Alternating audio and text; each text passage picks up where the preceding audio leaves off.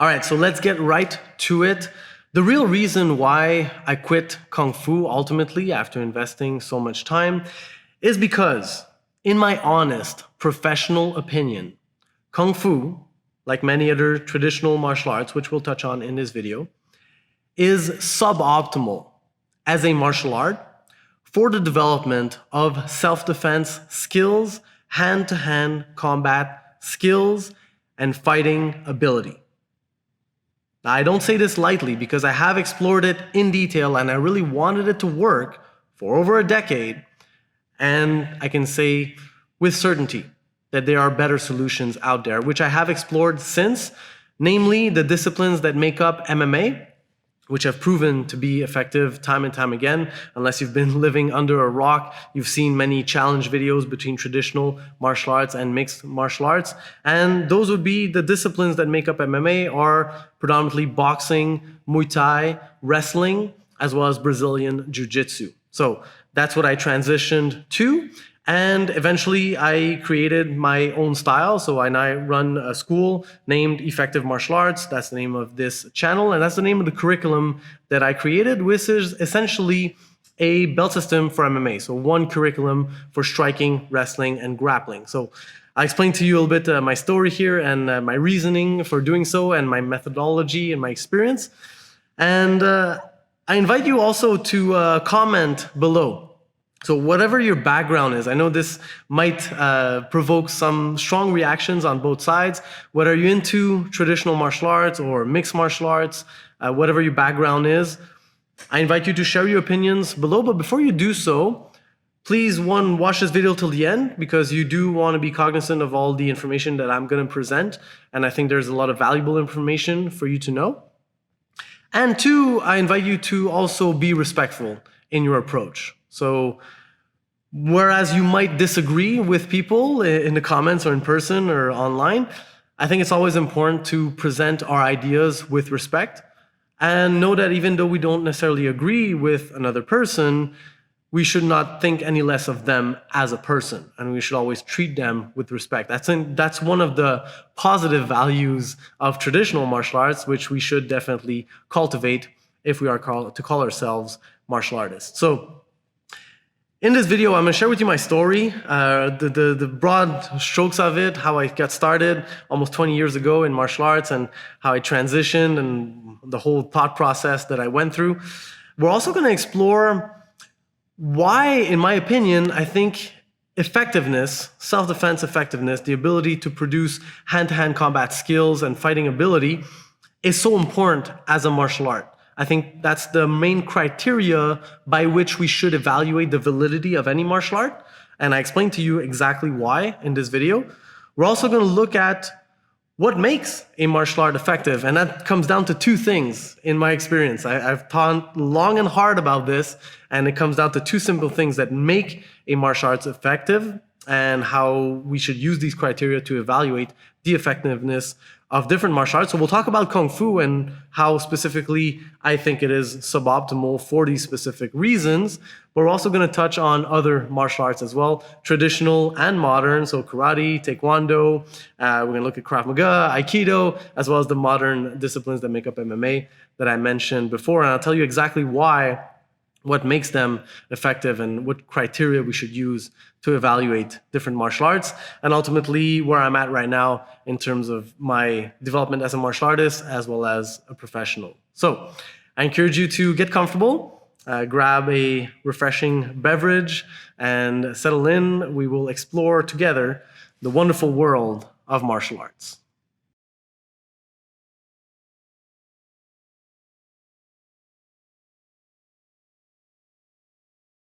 All right, so first off, who am I? So Patrick Fulop, I run this YouTube channel, Effective Martial Arts. I started it back in 2016. I am a professional martial arts instructor. This is my own school. I didn't start here. I started in Kung Fu back in 2002. So at the time of this recording, we're in 2020. That's almost 20 years ago. I spent over a decade in Kung Fu, and why did I spend 10 years in there if I now know that it's not optimal? Well, I think the main reason was I wanted to believe that that methodology and that style of martial art was really the recipe to develop almost superhuman skill. And I now know that I still believe that martial art is almost a superpower. I think when you have the skills and you're able to control another human being physically, just with your hands, I think it's really the closest thing that we can develop to a superpower in terms of us as mere mortals. But as in many martial arts styles and schools, oftentimes there is a tendency to really preach that methodology as superior to all others, to the detriment of trying to learn other things. And that's what happened in my experience with Kung Fu. And eventually, once I started becoming exposed to other martial arts, there was a series of circumstances that made me look elsewhere and be more curious about what was going on out there in the industry. I fell prey to a little bit the sunk cost fallacy. So, not for very long, albeit, but I know a lot of people spend more time trying to make a martial art work, even though there is strong evidence to the contrary. And one of the reasons for that is the sunk cost fallacy. Thinking that just because you've invested so much time, you will have a tendency to want to invest more to make sure that your investment is not completely lost and you really want to make it work. So I did fall prey to that mentality a little bit, albeit not very long. I transitioned quite quickly. But other reasons as well that some other people stay too long in certain martial arts that they know is not optimal for them or for other people is sometimes just a lack of willingness to learn new information. Sometimes it's a lack of confidence in their ability to absorb that information and become good.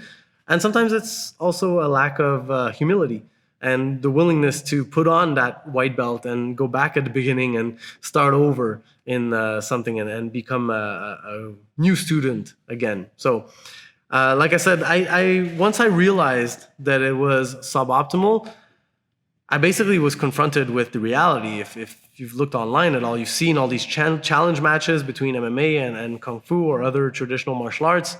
Kung Fu has never been represented in MMA to any degree of success. So I was forced to realize that it did not work. Now, that was back in 2012, 2013. So what did I do? I spent a little bit of time trying to functionalize Kung Fu and make it work because, namely, of the sunk cost fallacy, but also because I had my own school at that time. So I was a professional instructor already. But then shortly thereafter, I realized that that was not going to work. People had tried it, and I was better off just learning what worked. And then ultimately, my goal was to make it better. And I'll explain how I'm doing this or trying to here in this video.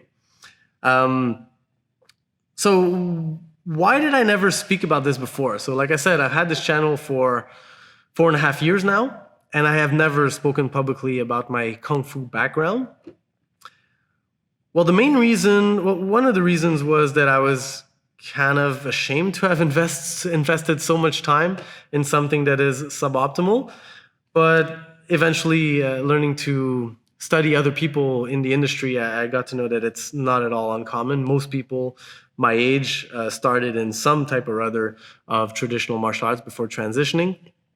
But also my approach was maybe a bit different in terms of I followed a quote by Napoleon Hill. I'm kind of big on self-development and somewhat of a quote junkie, but he says, "Tell the world what you intend to do, but show it first."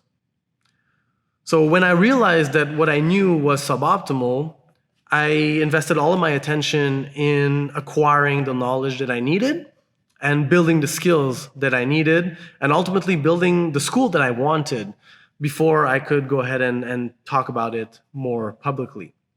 The other thing is, my school's name up until sometime last year was Kung Fu West Island. So we only recently, just over a year ago, rebranded to Effective Martial Arts. So it was kind of a conflict of interest to speak openly about my real opinion of Kung Fu, having a school of which the name is Kung Fu West Island. So you might think that it's a simple thing to rebrand a martial arts school, but let me tell you, it took me 4 years. It is not a simple task. So you got the uniforms, the signs on the windows, the website, the signs in front, all the material. So it is a big endeavor, especially for a small business.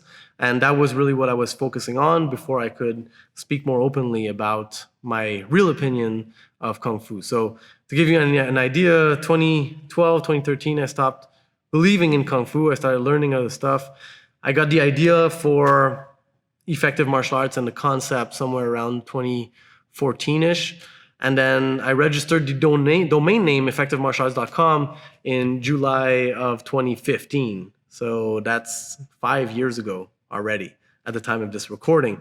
And it took us all that time to get everything done and get everything in play to create this school. So that's why I'm sharing it now.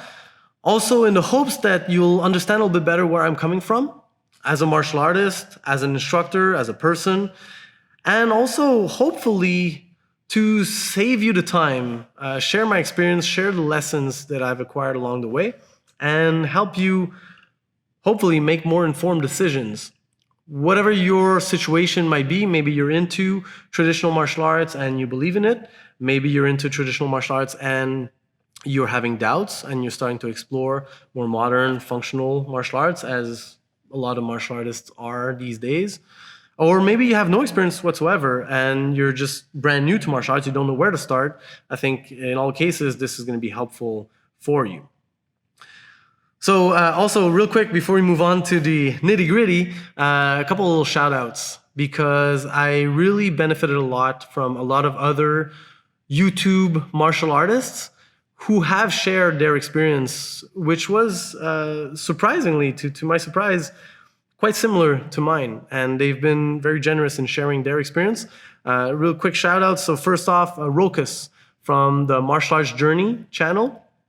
Essentially, his whole channel is dedicated to his journey as a martial artist, transitioning to traditional martial arts. His particular background was Aikido, and then he documents his thought process, his practice, his methodology, transitioning to ultimately more functional, modern martial arts in the form of MMA training, BJJ, and MMA. So super interesting channel. I'll link it down below. Go check it out. And it's really interesting. Like, he went the opposite route than I did. He talked about it very openly. He shared his doubts and his struggles. And he ultimately decided to close his Aikido school. And I'm sure that was a difficult realization and decision for him. So I'm really thankful for him to having shared all that information. And it was helpful for me because I was going through something similar, albeit I did it mostly in silence. And then real quick, also Ramsey Dewey from the channel of the same name. He also had a traditional Taekwondo background, transitioned to MMA, and I love his content on the channel. Icy Mike from Heart to Hurt, great content, great channel. Focus on the self-defense side, so it's a great complement to the hand-to-hand combat aspect, and he presents stuff in a very humorous and entertaining way, educative at the same time. And he also studied some obscure martial art way back and then transitioned to more functional martial arts, and he talks about it on his channel, and I found that really helpful. As well as Shane Faison from Fight Tips. You most certainly know Fight Tips. He also shares his journey going from traditional Taekwondo to more functional striking-based arts and MMA. And last but not least, Ando Mierzwa. I hope I pronounced that right, from the channel of the same name, in the video that he did entitled Why I Quit Taekwondo. That was the video that actually inspired me to share the video Why I Quit Kung Fu. So that gave me the inspiration, so thanks a lot for that. I think you'll find our approaches a little bit different, but go ahead and check out that video. I think you'll find it interesting as well. So, why is effectiveness so important? I think self-defense effectiveness, a martial arts ability to produce reliable hand-to-hand combat skills and fighting ability, should be the defining characteristic and the main criteria by which we evaluate the validity of any martial art. Why? For the simple reason that everything else, every other side benefit that you might get from martial arts, can be attained by other means. Self-defense, fighting ability, hand-to-hand combat ability cannot. So, and there are many reasons why people want to practice martial arts other than developing self-defense skills. And I know firsthand because I've actually sat down with well over 1,000 people in the introductory process in our school over the years.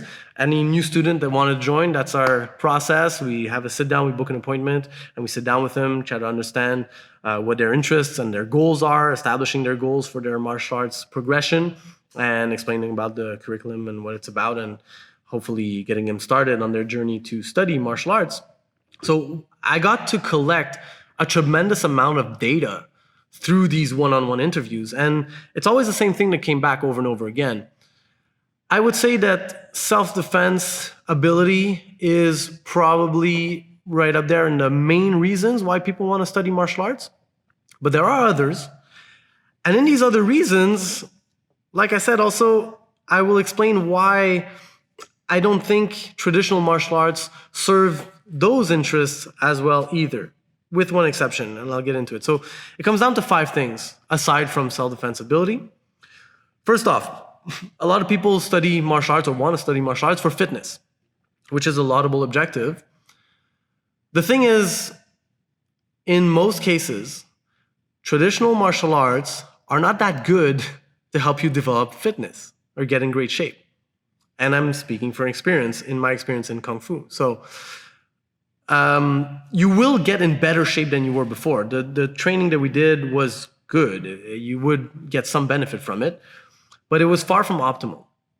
And if you look at many other traditional martial arts, it's kind of a caricature of the traditional martial artist. Either they're very scrawny and not very strong, not a lot of muscle, or sometimes they're fat with a belly and a mustache. Nothing against mustaches, but it's a stereotype. And the reason for that is a lot of traditional martial arts don't place enough emphasis on fitness. So if that is your objective, I don't think that traditional martial arts should be your solution to get in great shape. Furthermore, you can do so just by following a scientific fitness training program.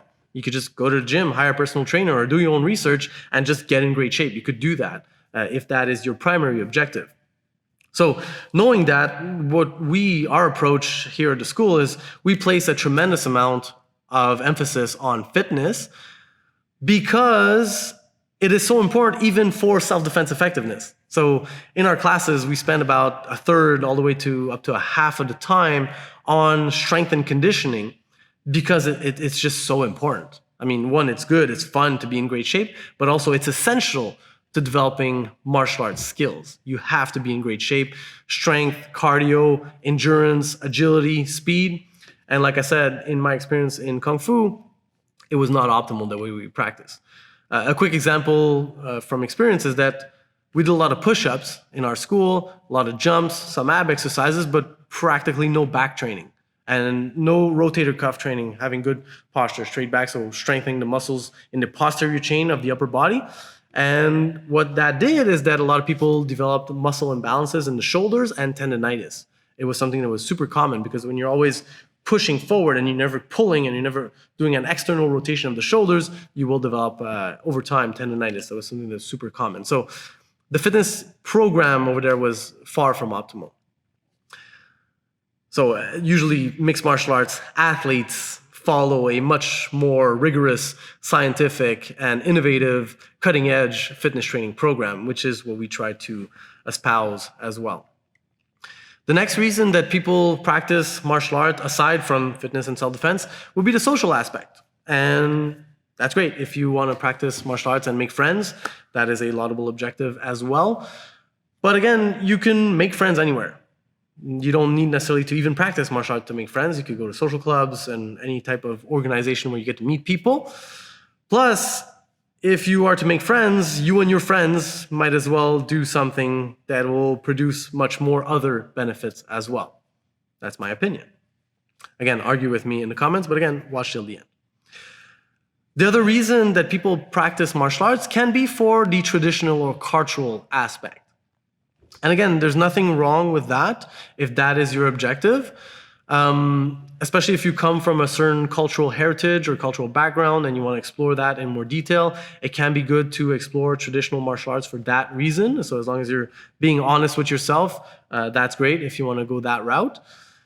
But that's maybe something a bit controversial, but I am of the opinion that there is no intrinsic value in tradition for the sake of tradition. I think that traditions can be good. They can serve us well. They can bring value, but they should always be constantly reevaluated to see if they still serve us to the highest degree within the context in which we live. So traditional thinking is kind of the opposite of innovation. And oftentimes, if you place too much emphasis on tradition, you will forsake innovation. And in my opinion, that is the downfall. That will be the downfall, that already is, and that will be even more the downfall of traditional martial arts. Because they lack in innovation, they will not offer as appropriate solutions or as valuable solutions to students long term. And that's why I think they are on the decline. And we're only going to see more of that in the future. Again, argue with me in the comments below. The other reason people practice martial arts that's not self-defense or fitness-based can be self-development. And again, you can get that benefit by other means. You can read books. Okay? You can work on yourself, try to become a better person. I think in the way that we approached it in our school, it was very much overcomplicated. The emphasis on philosophy and the values and the hierarchy and the respect. In a nutshell, the most important thing for self-development, I think, is just to be nice. Be a good person. Be nice to other people. There's no need to overcomplicate things. That's my opinion. Furthermore, important aspects of self-development, you will get discipline. That's important. So sticking, rigor, perseverance, that's all stuff that you get with any training regimen. But again, any sport, any other activity will give you that as well. But also in terms of self-development, things that are important to cultivate as a human being, number one is confidence. And then confidence needs to be balanced with humility. And it's incidental that I watched another video by Martial Arts Journey channel by Rokas on how that's applied most often than not in traditional martial arts versus mixed martial arts. And the irony is, although self-development and confidence, humility, all the good values are probably espoused loudly in traditional martial arts, they're in general not as well applied. Again, there are exceptions, but the reason is, which he explains in detail in that video, is that more often than not, when you practice against live resistance and better martial artists than yourself, something that we should always do as martial artists, especially when we start becoming instructors and teachers, we should always practice with people that are more skilled than us. And trust me, these people exist for sure. That will have a tendency to cultivate humility, real humility, where you know that you're not the best, you're not infallible, you can fail, and you always have things to learn and to improve. And I think that's essential to call yourself a martial artist, is to cultivate humility and to know your own limitations. But at the same time, also, when you practice real combat in a safe way and in an intelligent manner, you get to develop a confidence which is much more unshakable and much more real than anything you could get from theory alone. So you could get good at talking, public speaking, which I did in traditional Kung Fu. But knowing that you have the ability to control another human being physically, inflict damage if you want to, hold them down against their will if you need to, make him go unconscious if you need to, there's no bigger confidence booster. And at that point, you can exercise compassion to a greater extent. And we've seen it over and over again here with kids and students of all ages, just seeing them develop that ability and that belief in themselves and knowing that they have those skills, that is really the biggest confidence booster. So self-development, again, that you will not get as much benefit in that area in traditional martial arts as you will in more functional, modern, MMA-based martial arts. The last reason people will invoke to be practicing martial arts is simply for fun. And in that case, if you enjoy your particular martial arts and you have fun doing it, all the more power to you. But again, in my experience, there's nothing more fun than practicing hand-to-hand combat. I think it's the most engaging, rewarding, and ultimately all-consuming activity that you can do because it engages all the aspects of your person at the same time. You're engaging your body, your strength, your agility, your speed, your flexibility all at once. You're engaging your mind really to the highest degree. You have to problem solve in real time and pick and choose your techniques and strategize and plan and work your way around the defenses of your training partners. And I think that's really the most fun activity that you can do. Now, it has to be safe for it to be fun, and that is really important as well. I think even from a purely effectiveness standpoint for self-defense and to build real skills, you do have to follow an intelligent practice methodology and always apply safety in everything that you do. Otherwise, you'll just get hurt and then you can't improve as much, plus you won't have much fun. So it is important to have fun, but again, practicing real martial arts I find is more fun than anything else that you could be doing. That's my opinion. Moving on. What makes a martial art effective? And why specifically was Kung Fu suboptimal? And we're going to touch on the other martial arts as well. So, it comes down to two things. And I've thought about this a lot. It comes down to the rule set and the practice methodology. Those are the criteria by which you should evaluate any martial art. Number one, the rule set. Ideally needs to be realistic and optimal. So even if you focus on a certain range, so we'll get into the specifics in a moment, but the techniques need to actually be the best techniques that you can do in that situation, which was not the case, in my opinion, for the Kung Fu that I practiced. And ideally, the rule set needs to be complete as well, which is essentially what mixed martial arts focuses on, a healthy balance of striking, wrestling, and grappling, which are the three main ranges or situations in which you might find yourself in hand-to-hand combat.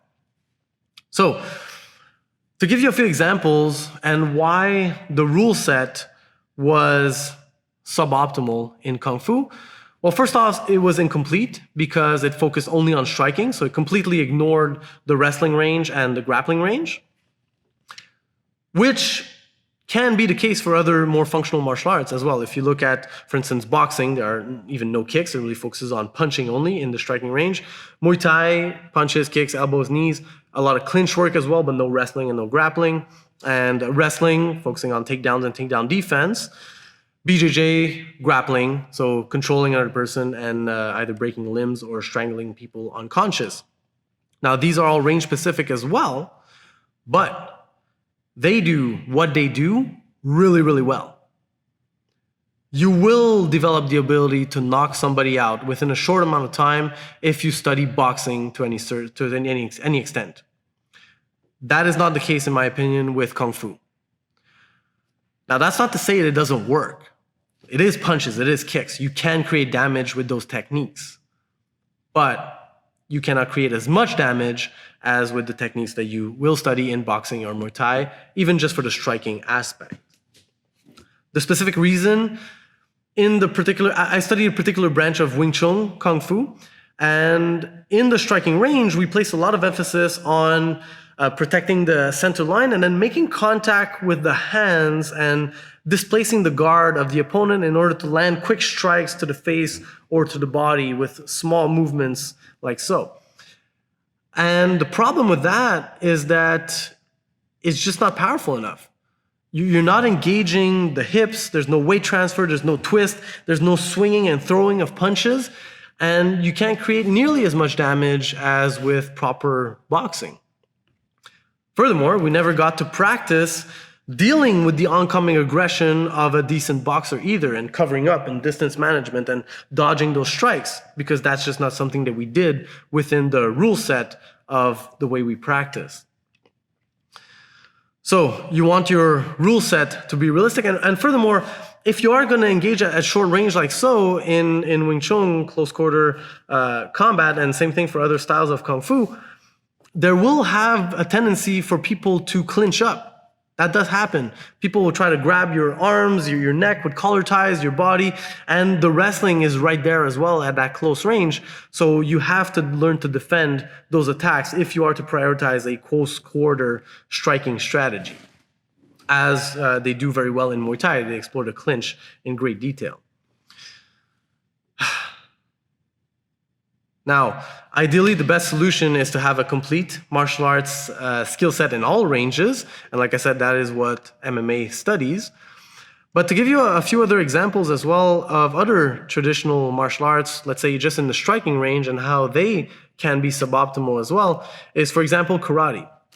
Also focuses on striking, which there's nothing wrong intrinsically with that, but the way it's taught and practiced in most karate schools, punches are not allowed to the face. So if you are to practice striking and you are ignoring punches to the face, you're missing out on probably the most common attack that occurs in that situation. So you will not get to develop the skills to defend those attacks, and you will not develop the ability to use those weapons that are at your disposal in order to defend yourself. So that's the main pitfall of karate, the way it's taught in most schools, as far as I know. Taekwondo, very similar as well. No punches to the face, no leg kicks either, which changes the range tremendously, the whole perception of distance.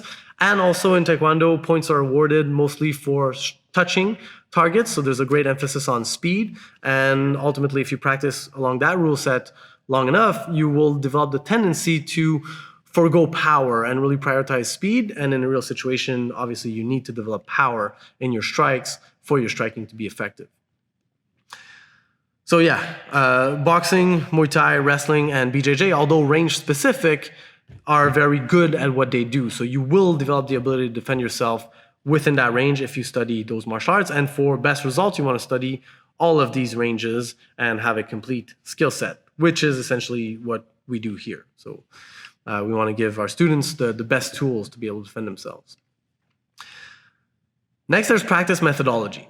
And the essence of that is that you want to have an intelligent, appropriate practice methodology, and you want to pressure test your techniques. That's something a lot of people talk about online. It's really important to practice against resistance. You have to develop the ability to problem solve your techniques against a resisting opponent.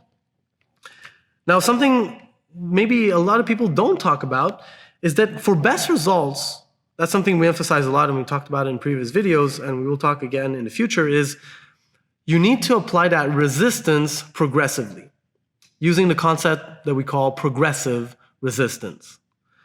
So for best results, you can go wrong one of two ways. You can either practice with no resistance, so just doing your techniques either just in the air or on a partner that is entirely cooperating or not reacting to what you're doing, and that will not allow you to develop any real skills.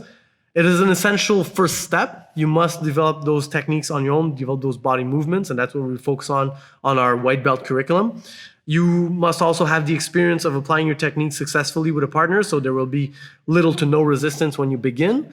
But then shortly thereafter, you must slowly, incrementally increase the amount of resistance that you are faced with in order to develop the ability to eventually apply your techniques against someone's will.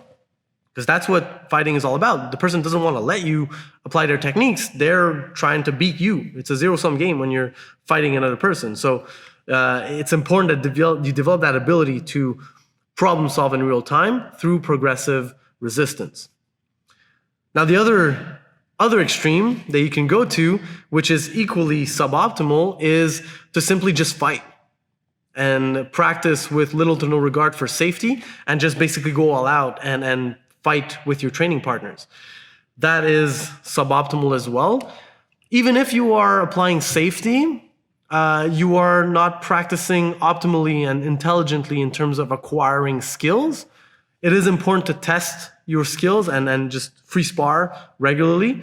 But in order to develop skills, you want to be challenged, but successful most of the time. So that's how you kind of get better. So you identify a specific area you want to work on, identify the skills that you want to apply in that area, and collaborate with your partner so that they're offering just the amount of resistance that you're able to deal with, so you're actually getting better in the application of your techniques. So we did the opposite too. In our school, at a certain point, we decided to put on helmets and 4-ounce gloves and just bash each other's brains out. And that is stupid, quite frankly. A helmet does not protect you against brain trauma. Your brain will still rattle inside your skull. And we did see many injuries. So it was completely unsafe. And that is not something you should engage in. You should do hard sparring to a certain extent, especially when you have more experience. And especially if you want to be a fighter, you have to have the experience of dealing with powerful oncoming strikes. But again, there is a way to do that safely so that you're not getting injured. Because if you are getting injured, one, it's no fun. And two, you will not be able to practice for any length of time. So hence, you will not be getting better. So furthermore, in terms of practice methodology, what we did in our school in Kung Fu is that we did a whole bunch of things that had nothing to do whatsoever with building the skills that we needed for the application of our techniques. So an example would be the practice of forms or kata. Now, I personally think that that's completely useless.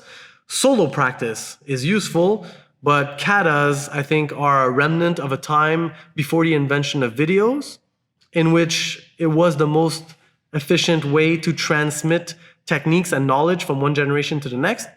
It was more advantageous than writing things down because you could get a lot more details by teaching a form.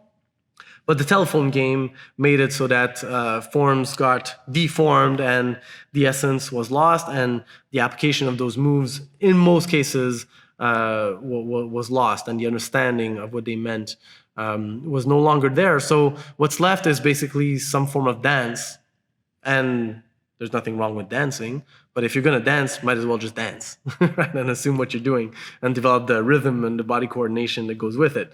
I don't think that katas or forms are useful or should be practiced by martial artists, unless you really enjoy them, but don't delude yourself in thinking that they will produce hand-to-hand combat skills and fighting skills by practicing forms.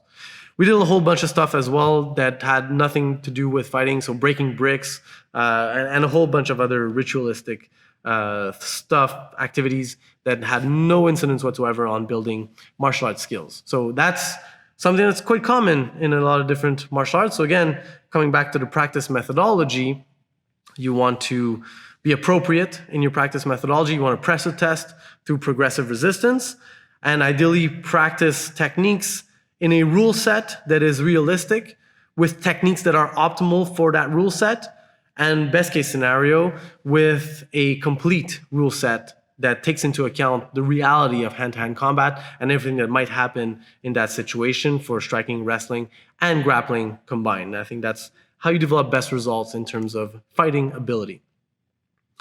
To give you two other examples as well of other martial arts and the way they apply it, there is Krav Maga, or self-defense based training. And I know a lot of schools are great, but there's a lot of suboptimal content out there if you look online. And theoretically, Krav Maga is great because it's a very complete rule set. There are essentially no rules. And they regularly practice hair pulling, eye gouging, groin striking, basically anything goes for self-defense and survival. The problem is, although the rule set theoretically is complete, the practice methodology is suboptimal. In a lot of cases, again, I'm not saying all, they will practice a series of complex techniques against a completely passive and unresisting and even cooperating opponent, training partner. The person basically just throws one punch and then waits for the other person to execute a whole series of complicated techniques. So strike here, strike there, knee, boom, back of the head, take him down, punch again, while the other person is completely passive. And that is really unrealistic because nobody's going to do that. It makes absolutely no sense. You have to take into account the timing of it all. You do something, they do something. They're going to react to what you're doing. And ideally, you want to practice against the best possible reaction, the most intelligent reaction that you could expect from another human being. Ideally, you want to practice your techniques to be effective against a resisting, but also resisting skilled fighter. That's how you'll get the best results. And obviously, you need to have that knowledge, and your partner needs to have it too, and you need to be well supervised and well educated in order to do so. But again, that's an example of how the rule set can be appropriate, the practice methodology is not. And that'll lack in effectiveness as a result. And then the last example of probably a martial art that's one of the worst that you could practice, and again, Rokas from Martial Arts Journey can certainly attest to that, is Aikido. In that martial art, the rule set is very limited, meaning that it focuses only on throws. The techniques within that rule set are severely suboptimal because they rely on very little control, just manipulation of wrists or certain movements to make the person fall by means that aren't entirely clear. And also the practice methodology is pretty terrible in the sense that they never introduce any level of resistance. Even worse is that in most cases, not only does the partner not offer any resistance to what the Aikidoka is demonstrating or practicing, but are actually going with the technique. And that is more than detrimental in terms of building your skills because it will actually eventually make you delusional in your fighting ability. Taken to the extreme, there's this whole other category of fake martial arts or fantasy martial arts in which people actually like strike at a distance, and then students are so indoctrinated and so into the whole mindset that they actually go with it. So when the sensei or the sifu or the master kind of projects his individual chi, people kind of fly all over the place. That's just nonsense. It just makes no sense whatsoever. So if you are in a martial art that does that, please run as fast as you can. That is a complete waste of time, and nobody should be practicing that. Those types of martial arts should just basically go the way of the dinosaurs. It is not okay to sell that type of garbage to unsuspecting and credulous students. So that's what makes a martial art effective: rule set and practice methodology. Hope that was interesting for you. So that brings us back full circle and what I did once I stopped Kung Fu and why effective martial arts and why me. So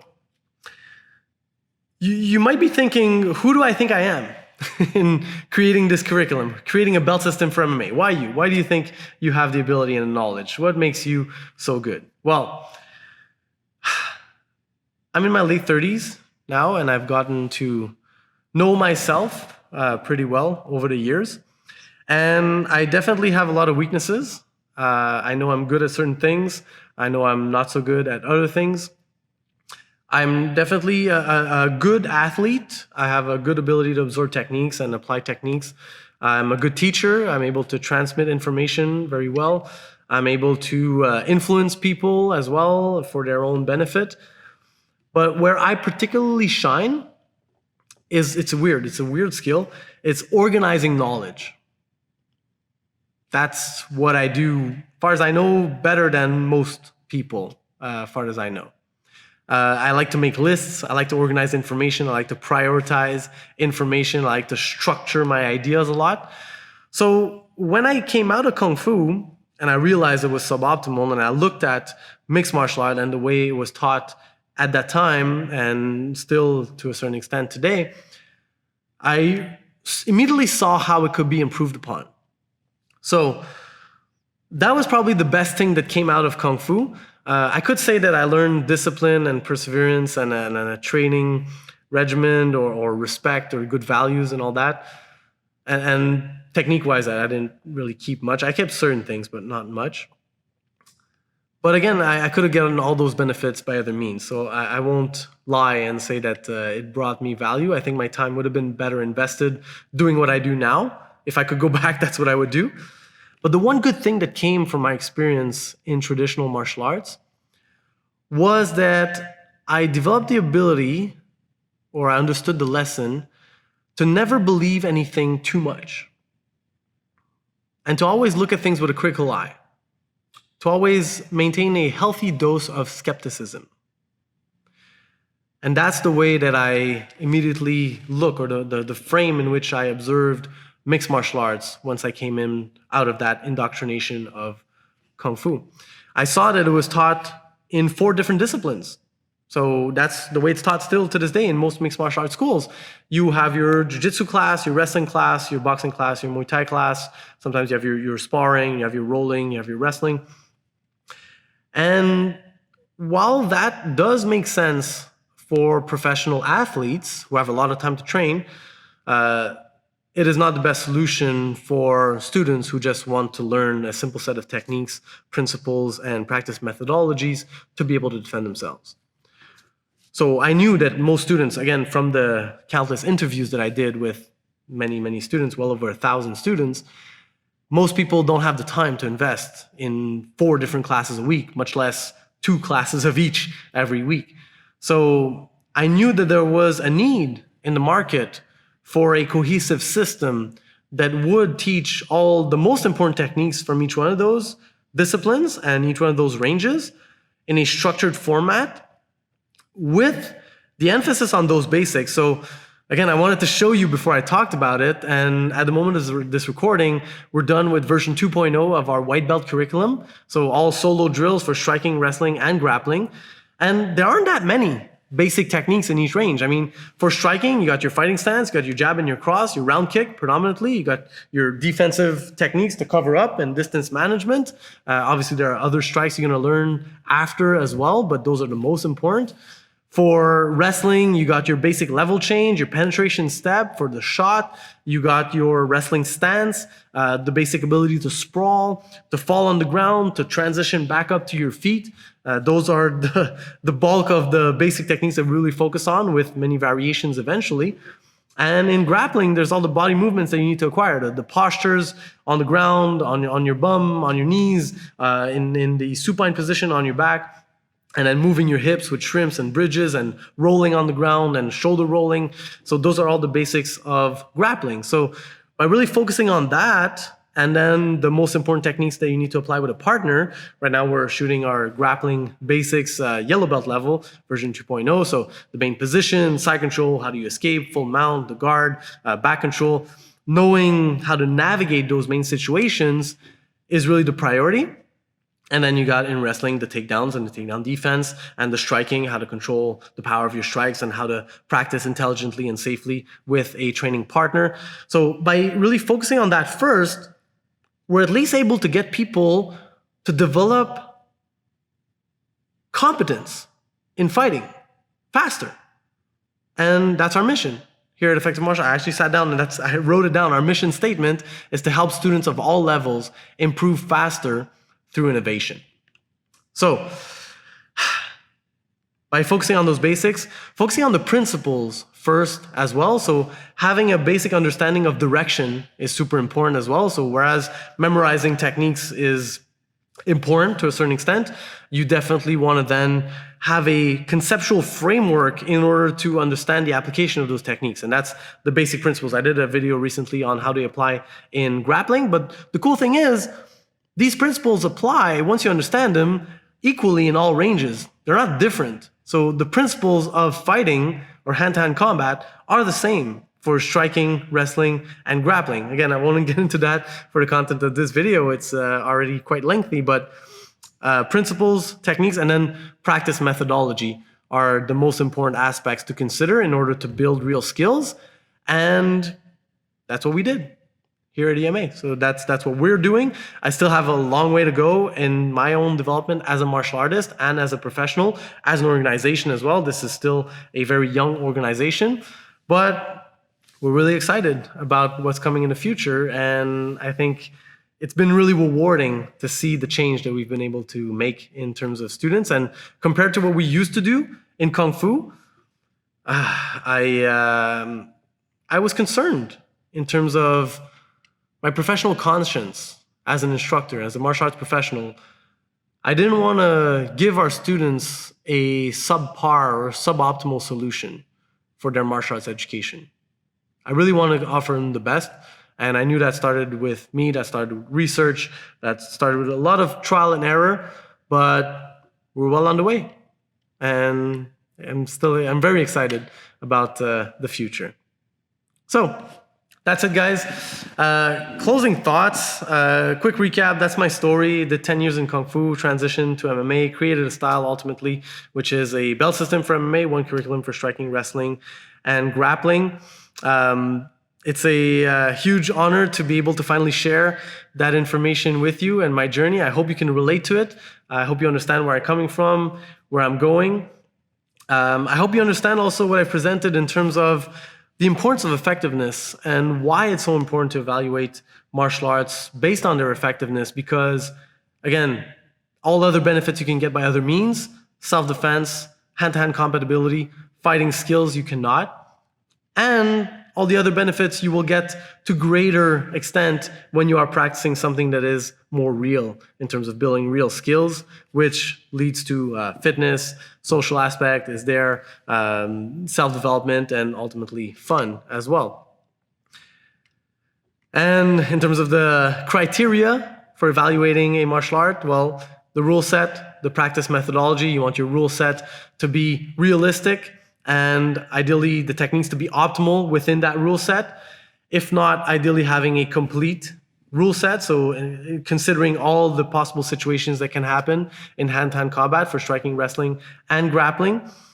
And you want to have proper practice methodology. You want what you do to have a direct correlation and translation to real skills. And in order to do that, you need to pressure test using progressive resistance.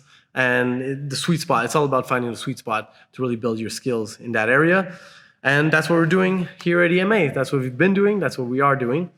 So again, I would really like to hear what you have to say about this video in the comments down below. Whatever your background is, TMA, traditional martial arts, or MMA, or just not in the martial arts at all, what do you think about all this? Do you think that traditional martial arts are on their way out? Do they need to be brought back in the limelight? Do they need to be reformed? Do they need to change? What do you think the martial arts industry will look like? That's an interesting question. What do you think it'll look like in the future? 10 years, 20 years, 50 years in the future, 100 years, 500 years in the future? What do you think we'll see in terms of martial arts styles, schools of thought? I'm interested to see what you think about that. And in closing, a quick reminder as well that whatever your opinion is, I strongly encourage you to express it with respect. I think that's one of the positive values of martial arts that we need to maintain, because it has a direct incidence on your development as a martial artist. If you cultivate respect towards yourself, towards others, you will benefit from it. I think we're all in this together as martial artists. We're all on the search for truth and meaning and effectiveness. And we will get best results by working together in a spirit of cooperation and understanding, and really striving to put our minds together to figure this thing out and how to better evolve and improve upon martial arts for ourselves individually, as well as for ourselves as a community collectively for the martial arts industry. So go ahead and comment below. I'm interested to read what you had to say. Once again, thank you very much for watching this till the end. It means a lot to me. I really put my heart out here, and I put a lot of thought into organizing this information for you. So I hope you found some benefit from it, and I'm interested to see what you have to say. So once again, comment below. Signing off, Patrick Fulop here at Effective Martial Arts HQ in Pointe Claire, West Island of Montreal, Quebec, Canada. Thank you very much for watching. Practice well.